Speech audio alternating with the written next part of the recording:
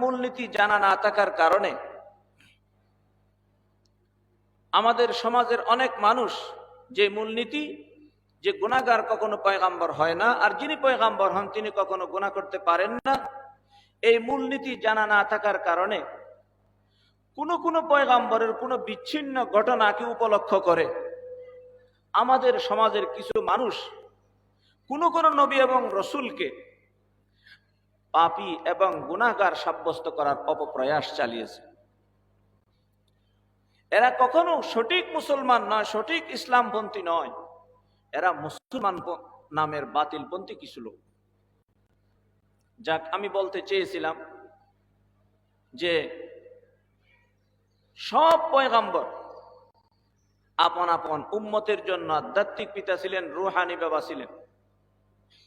সূরা আহজাবের 40 নম্বর আয়াতে আল্লাহ তাআলা যে বলেছেন, মা কানা মুহাম্মাদুন আবা আহাদিম মির রিজালিকুম, যে আমি মুহাম্মদ সাল্লাল্লাহু আলাইহি ওয়াসাল্লামকে কোন যুবকের পিতা বানাইনি। তাহলে প্রশ্ন আসে, যদি পিতাই না হন তিনি রসুল এবং নবী হন কিভাবে? আল্লাহ তাআলা এই প্রশ্নের উত্তরটা দেওয়ার জন্য একটা অব্যয় পদ ব্যবহার করেছেন, লাকিন। লাকিন, কিন্তু আল্লাহ তাআলা বলেন ওয়ালাকিন রাসূলুল্লাহ। প্রশ্ন যে জাগলো, সেই প্রশ্নের উত্তর আল্লাহ তাআলা লাকিন শব্দের মাধ্যমে দিয়েছেন রাসূলুল্লাহ। জবাবের সার কথা হলো, আমি যে তোমাদেরকে বলেছি তোমাদের কোন যুবকের পিতা নন, যুবকের পিতা নন বলতে তোমাদের কারো বংশগত পিতা নন, কিন্তু তিনি আল্লাহর রসুল। আল্লাহর রসুল মানে তিনি তোমাদের আধ্যাত্মিক পিতা, কারো বংশগত পিতা নন। প্রশ্নের উত্তর হয়ে গেল। এখন তারপর আরেকটি দ্বিতীয় প্রশ্ন। সেই দ্বিতীয় প্রশ্ন হলো এই, আল্লাহ তাআলা যে বললেন তিনি তোমাদের বংশগত পিতা নয়, আধ্যাত্মিক পিতা। আধ্যাত্মিক পিতা তো সব পয়গম্বররা ছিলেন, সব নবী রাসূলগণ নিজ নিজ উম্মতের জন্য আধ্যাত্মিক পিতা ছিলেন। আমাদের পয়গম্বরও যদি আধ্যাত্মিক পিতা হয়ে থাকেন, এটা তো সব নবীর সমান মর্যাদা। আমাদের রসুলের বৈশিষ্ট্য কই গেল? আলাদা বৈশিষ্ট্য মর্যাদা কই ফুটে উঠল? এটা তো সব পয়গম্বরের মর্যাদা। অথচ রাসূল সাল্লাল্লাহু আলাইহি ওয়াসাল্লাম এক হাদিসে বর্ণনা করেছেন, ইন্নাল্লাহা ফাদ্দালানি আলাল আম্বিয়া ওয়া ফাদ্দালা উম্মতি আলাল উমাম। আল্লাহ তাআলা আমাকে সব পয়গম্বরের উপরে শ্রেষ্ঠত্ব দান করেছেন এবং আমার উম্মতকে সকল উম্মতের উপরে শ্রেষ্ঠত্ব দান করেছেন। রসুল হওয়া আল্লাহ তাআলার, উম্মতের আধ্যাত্মিক পিতা হওয়া, এটা সব পয়গম্বরের মর্যাদা। রসুলের আলাদা কোনো বৈশিষ্ট্য ফুটে ওঠে না, শ্রেষ্ঠত্ব ফুটে ওঠে না। তাই জন্য আল্লাহ তাআলা এই প্রশ্নের উত্তর দিয়েছেন তার পরবর্তী শব্দের মধ্যে। কি বলেছেন? ওয়া খাতামান নবীন। এখানে আমি আনুষঙ্গিকভাবে আরেকটা কথা উল্লেখ করি। রসুল যেরকম উম্মতের জন্য আধ্যাত্মিক পিতা, রসুলের উম্মতের মধ্যে হক্কানি উলামায়ে কেরাম এবং বুজুর্গানে দ্বীন, হক্কানি উলামায়ে কেরাম তাদের ছাত্রদের জন্য রুহানি পিতা, আধ্যাত্মিক পিতা। বুজুর্গানে দ্বীন তার শিষ্য শাগিরদের জন্য আধ্যাত্মিক পিতা। হক্কানি উলামায়ে কেরামের পবিত্র পরশে তার ছাত্রগুলি পবিত্র হয়ে ওঠে। বুজুর্গানে দ্বীনের পবিত্র আত্মার পরশে তার শিষ্য শাগিরগণ পবিত্র হয়ে ওঠে। যাক, আমি বলতে চেয়েছিলাম যে আধ্যাত্মিক পিতা হওয়া এটা কোন রসুলের আলাদা কোনো মর্যাদা নয়, এটা সব পয়গম্বরের মর্যাদা। তো রসুলের শ্রেষ্ঠত্ব গেল কই? আল্লাহ তাআলা সেই প্রশ্নের উত্তর দেওয়ার জন্য তার পরবর্তী শব্দটি উল্লেখ করেছেন, ওয়া খাতামান নবীন। যে রসুল আধ্যাত্মিক পিতা হওয়ার পাশাপাশি তিনি খাতামুন নবীন, আমি খাতামুন নবীয়িনের কোনো অর্থ করতেছি না, বলতেছি এতটুকু যে তিনি সব পয়গম্বরের মতো আধ্যাত্মিক পিতা হওয়ার পাশাপাশি তিনি খাতামুন নবীয়িন। খাতামুন নবীয়িন হওয়া এটা রসুলের আলাদা মর্যাদা। খাতামুন নবীয়িন মানে কি? আমরা নিজের থেকে মানি করব না, রসুল সাল্লাল্লাহু আলাইহি ওয়াসাল্লাম খাতামুন নবীয়িনের যে মানি করেছেন সেই মানি আমরা এখানে করব, সেই অর্থটাই আমরা এখানে করব। খাতামুন নবীয়িন বুঝাতে গিয়ে রসুল সাল্লাল্লাহু আলাইহি ওয়াসাল্লাম একটি হাদিস বর্ণনা করেছেন, যে হাদিসটি আমরা খুতবার শুরুতেই পড়েছিলাম। قال رسول الله صلى الله عليه وسلم لا تقوم الساعة حتى يبعث دجالون كذابون كلهم يزعم أنه نبي وأنا خاتم النبيين لا نبي بعدي। হাদিসের সার কথা হলো এই, রাসূল সাল্লাল্লাহু আলাইহি ওয়াসাল্লাম বর্ণনা করেন, আমার পর থেকে কিয়ামত সংগঠিত হওয়া পর্যন্ত কোন ব্যক্তি যদি নবুয়তের দাবি করে, আমি নবী এই কথা দাবি করে, সে হবে একজন মিথ্যাবাদী দাজ্জাল। আমার পরে কিয়ামত পর্যন্ত কেউ যদি এই কথার দাবি করে যে আমাকে আল্লাহ তাআলা নবী বানিয়েছেন, আল্লাহ তাআলা আমাকে নবুয়ত দান করেছেন, এই কথা যদি কেউ দাবি করে, সে হবে একজন মিথ্যাবাদী দাজ্জাল। অতএব আমরা আজকের মাহফিল থেকে এই কথা দাবি করতে পারি যে ইংরেজের দালাল গোলাম আহমদ কাদিয়ানী সে হচ্ছে রসুলের ভাষায় একজন মিথ্যাবাদী দাজ্জাল। যেহেতু সে নবুয়তের দাবি করেছে, রসুলের ভাষায় যদি কিয়ামত পর্যন্ত কেউ নবুয়তের দাবি করে, সে হবে একজন মিথ্যাবাদী দাজ্জাল। অতএব গোলাম আহমদ কাদিয়ানী সে হচ্ছে মিথ্যাবাদী দাজ্জাল, এবং তার অনুসরণকারী যে সমস্ত আছে এরা সকলেই হচ্ছে তার চেলা চামুন্ডা। রাসূল সাল্লাল্লাহু আলাইহি ওয়াসাল্লাম মিথ্যাবাদী দাজ্জাল হবে কেন? কিয়ামত পর্যন্ত যে কেউ নবুয়তের দাবি করবে সে মিথ্যাবাদী দাজ্জাল হবে কেন? তার কারণ বলেছেন, ওয়া আনা খাতামুন নবীন, আমি হইলাম খাতামুন নবীন। খাতামুন নবীনের মানে কি? এই খাতামুন নবীনের মানিটা অনেক সময় অসতর্কতা বশত উল্টা পাল্টা মানি করার কারণে এই কাদিয়ানির যে সমস্ত দূষররা আছে এরা সরল মনা মুসলমানদেরকে বিভ্রান্ত করার সুযোগ পেয়ে যায়। এই জন্য আমাদেরকে বুঝতে হবে খাতামুন নবীনের মানে রসুল কি করেছেন। খাতামুন নবীনের মানি করেছেন, এর পরবর্তী অংশে রাসূল সাল্লাল্লাহু আলাইহি ওয়াসাল্লাম নিজেই মানি করেছেন, লা নবিয়্যা বা'দি। বড় মজার বিষয় হলো রাসূল সাল্লাল্লাহু আলাইহি ওয়াসাল্লাম এই কথা বলেন নাই যে লা ইয়াজিআ নবিয়্যুন বা'দি,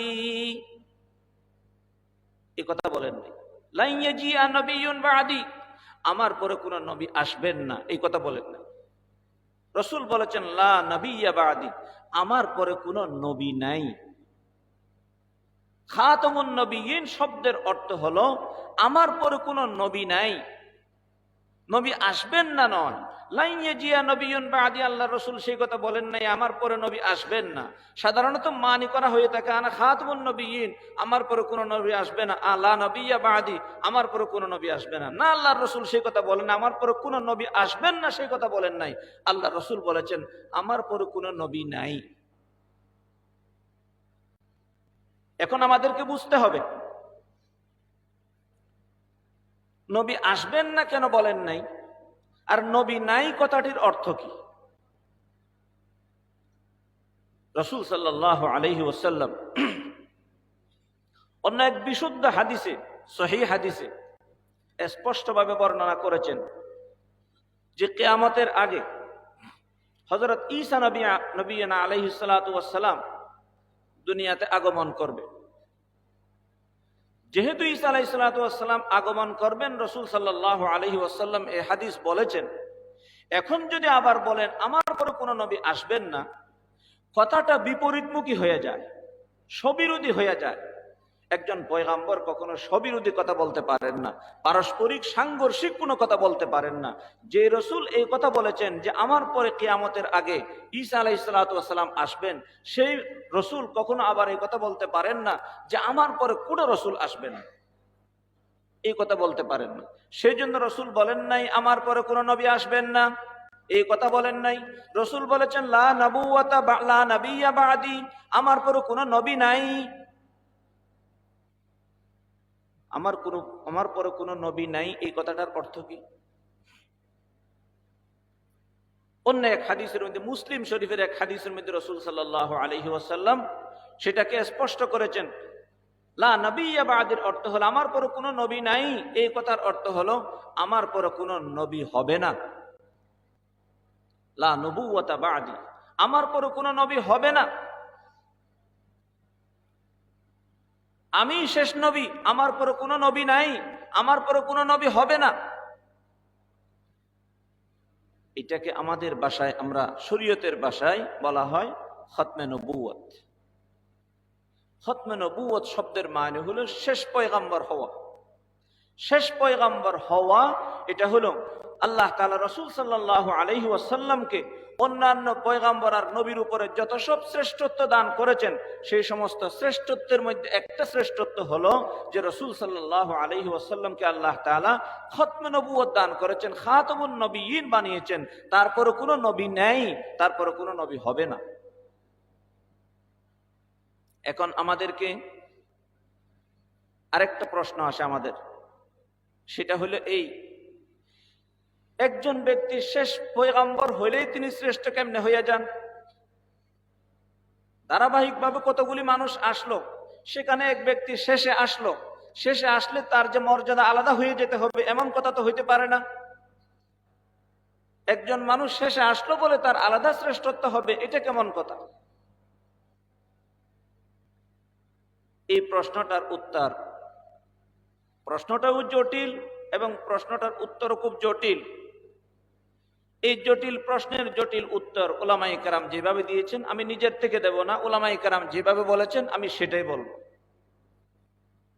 একজন মানুষ শেষে আসলে শেষ হওয়াটা তার শ্রেষ্ঠত্বের আলামত কেমনে হয়?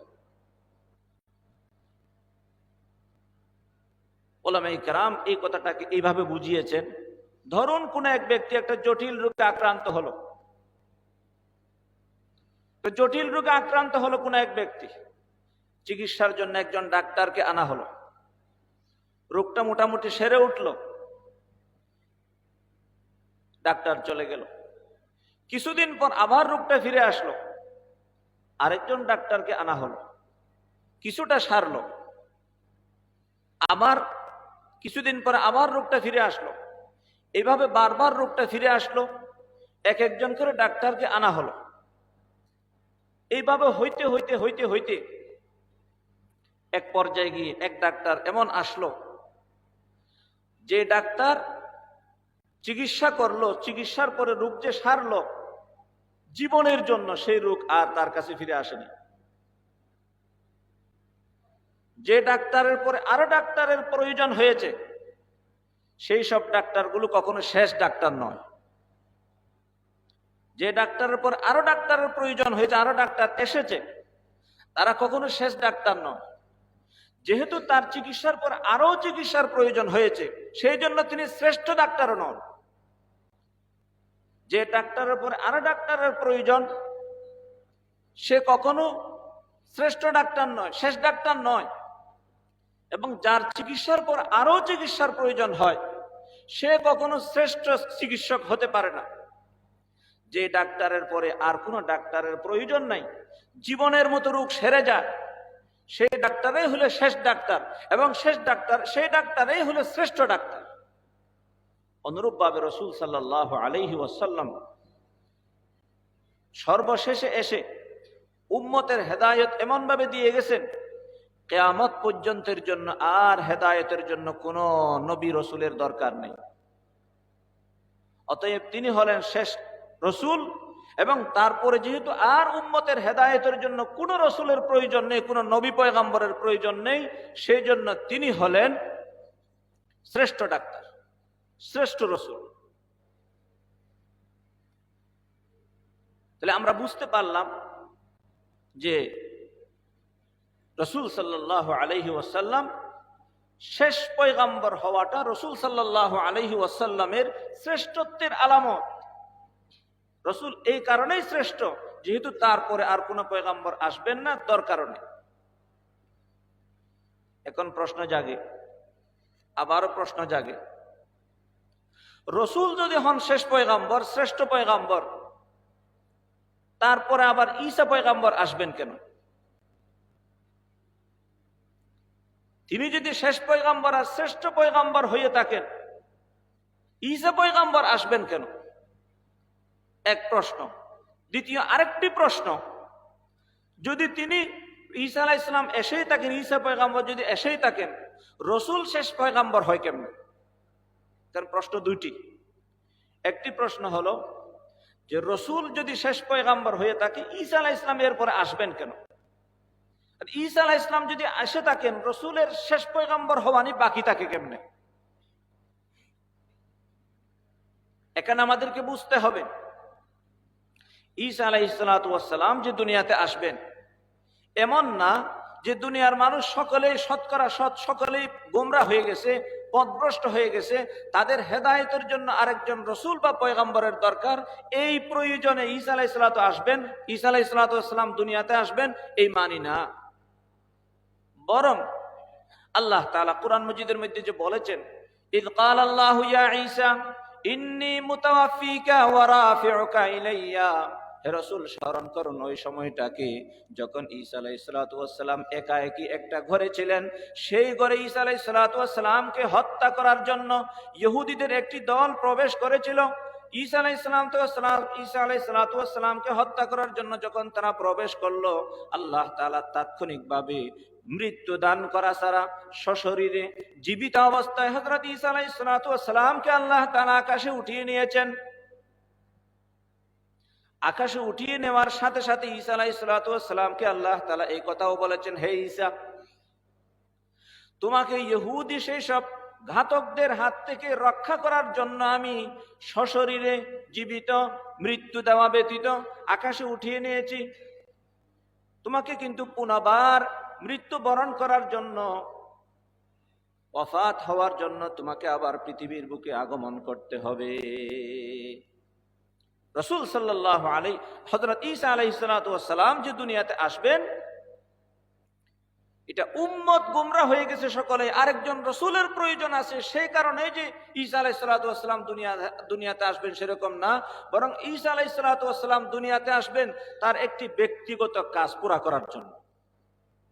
সেই ব্যক্তিগত কাজ হলো কি, তার যেহেতু নিয়মতান্ত্রিক মৃত্যু ঘটে নাই, সেই জন্য সেই নিয়মতান্ত্রিক মৃত্যুটা ঘটার জন্য আল্লাহ তাআলা পৃথিবীতে পাঠাবে। এই জন্য ঈসা আলাইহিস সালাতু ওয়াস সালাম পৃথিবীর বুকে আসবে। এ হলো রসুল যদি শেষ পয়গম্বর হন, ঈসা পয়গম্বর আসবেন কেন?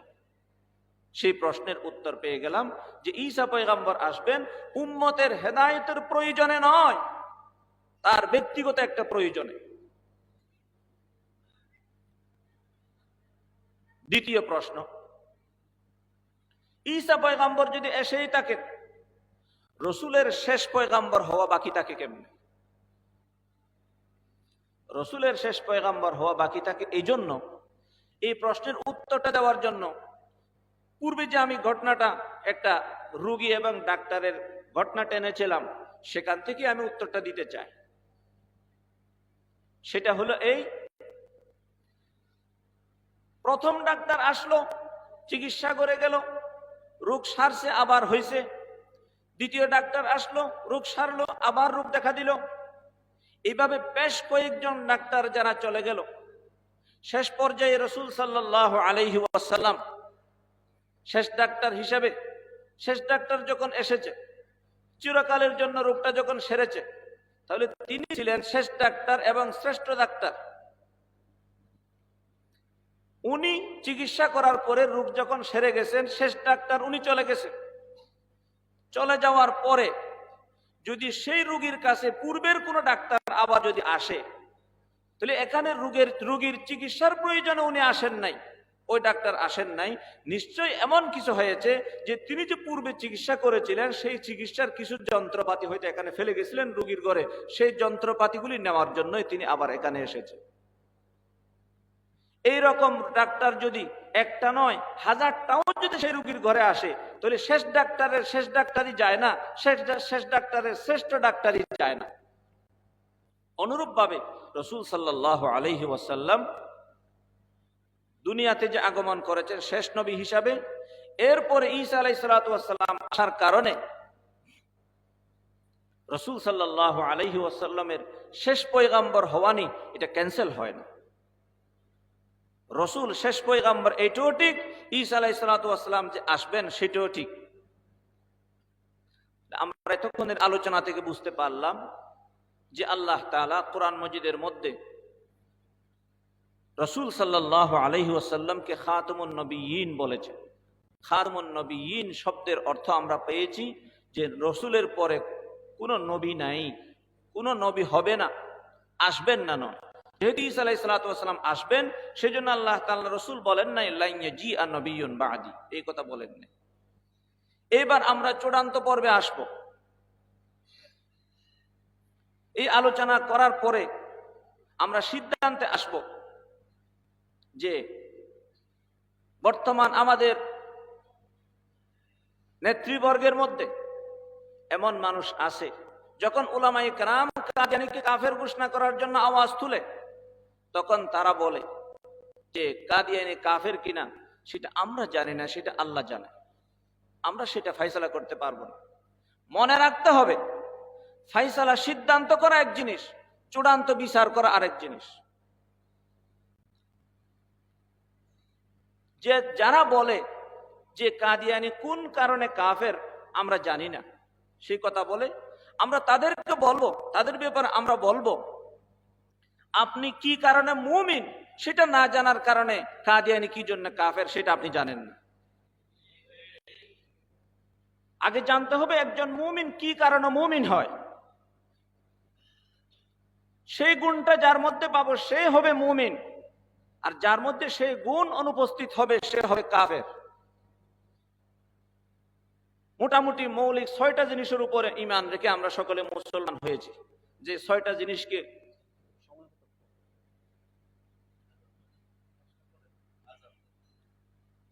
তো বলতেছিলাম, আমরা মোটামুটি সকলেই 6টা মৌলিক জিনিসের উপর বিশ্বাস রেখে আমরা মুসলমান হয়েছি। যে 6টা জিনিসকে ঈমানে মুফাসসালের মধ্যে একত্রিত করে দেওয়া হয়েছে। আমানতু বিল্লাহি ওয়া মালাইকাতিহি ওয়া কুতুবিহি ওয়া রুসুলিহি ওয়াল ইয়াউমিল আখিরি ওয়াল কদরি খাইরিহি ওয়া শাররিহি মিনাল্লাহি তাআলা ওয়াল বা'সি বা'দাল মাউত। এখানে 6টা জিনিসের উপর, মূল 6টা জিনিসের উপর ঈমান রেখে আমরা সকলে মুসলমান মুমিন হয়েছে। 1 নম্বরে আল্লাহর উপরে বিশ্বাস, 2 নম্বরে ফেরেশতার উপরে বিশ্বাস, 3 নম্বরে কিতাবের উপর বিশ্বাস, 4 নম্বরে নবী রাসূলদের উপরে বিশ্বাস, 5 নম্বরে তাকদীরের উপরে বিশ্বাস, 6 নম্বরে পরকালের উপরে বিশ্বাস। এই 6টা জিনিসের উপর ঈমান রেখে একজন মুসলমান হয়, মুমিন হয়। 3 নম্বরের মধ্যে আমানতু বিল্লাহি ওয়া মালাইকাতিহি ওয়া কুতুবিহি, 3 নম্বরের মধ্যে হলো আল্লাহর কিতাবের উপর ঈমান আনা। এই কিতাবের উপর ঈমান আনা প্রসঙ্গে আমরা ছোট্ট আলোচনা করব। সেটা হলো আদম থেকে এই পর্যন্ত ঈসা আলাইহিস সালাতু ওয়াস সালাম পর্যন্ত যত কিতাব আল্লাহ তাআলা পৃথিবীতে নাযিল করেছেন, কোন কিতাব অবিকৃত নাই, সব বিকৃত হয়ে গেছে, তারা সহি শুদ্ধ রাখতে পারেনি। এমনকি অনেক উম্মতেরাই সেগুলিকে বিকৃত করেছে। একমাত্র অবিকৃত কিতাব সেটা হলো কোরআন মজিদ। আল্লাহ তাআলা কোরআন মজিদেই বলেছেন, ইন্না নাহনু নাযালনা যিকরা ওয়া ইন্না লাহু লাহাফিযুন, যে এই কিতাব আমি আমার নিজ দায়িত্বে নাজিল করেছি এবং এটাকে বিকৃত হওয়া থেকে রক্ষা করা আমার দায়িত্ব। আল্লাহ তাআলা এই কথা বলেছেন। অতএব এই কোরআন অবিকৃত। এই কোরআনের শুরু থেকে শেষ পর্যন্ত পুরোটার উপর ঈমান রাখতে হবে। ওরাটার উপর যদি কেউ ঈমান না রাখে তাহলে সে কখনো মুমিন হতে পারে না। গোলাম আহমদ কাদিয়ানী এবং তার অনুসারীরা সূরা আহজাবের 40 নম্বর আয়াত মানে না, খাতামুন নবিয়্যিন মানে না মানি, রসুলকে খাতামুন নবিয়্যিন মানে না মানি, তারা সূরা আহজাবের 40 নম্বর আয়াত মানে না, তিরমিজি শরীফের হাদিস লা নবিয়্যা বাদি এটা মানে না, মুসলিম শরীফের হাদিস লা নবুওয়াতা বাদি এটা মানে না। যারা বলে যে কাদিয়ানী কেন কাফের, আমরা তাদেরকে সুস্পষ্টভাবে জানিয়ে দিতে চাই, কোরআন এবং হাদিস না মানার কারণে সেই কাদিয়ানীরা অকাট্যভাবে কাফের। এই জন্য আমরা বলবো, যারা বলে এই কথা যে কাদিয়ানী কাফের নাকি মুসলমান আমরা জানি না, তাদের ব্যাপারে আমরা বলবো যে তোমরাও আসলে কাফের কিনা মুসলমান সেটা আল্লাহ ভালো জানে, আমরা জানি না। এই জন্য আমাদেরকে আজকে যে যে অবস্থানে আছে সেখান থেকে আমাদেরকে দাবি তুলতে হবে মুসলমান হিসাবে, যে এই দেশে যারা আছে তারা এদেশে থাকবে, এটা এদেশের নাগরিক যেহেতু তারা এদেশে থাকবে, কিন্তু মুসলমান পরিচয়ে নয়।